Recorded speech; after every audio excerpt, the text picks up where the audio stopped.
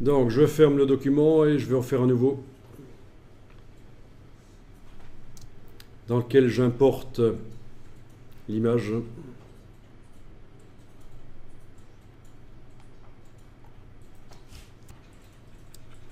Ok, alors je vais maintenant faire ceci. Regardez, vous allez tester après, c'est pas difficile du tout. Je fais un rectangle par-dessus l'image.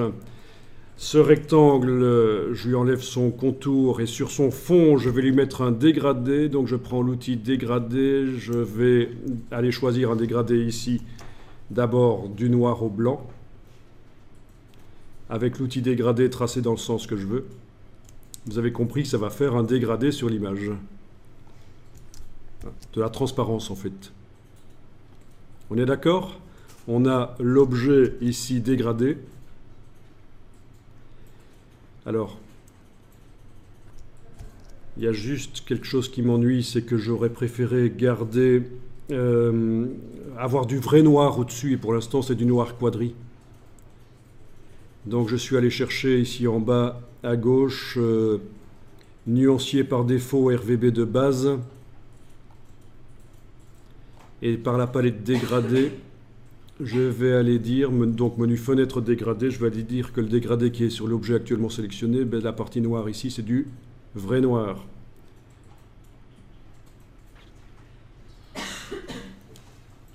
Ok, en déplaçant l'échantillon de là vers là, ça a marché. Bon, ok, je retrace. Oui, parce que si c'est du noir quadri, il n'est pas vraiment tout à fait noir profond et ça va poser problème.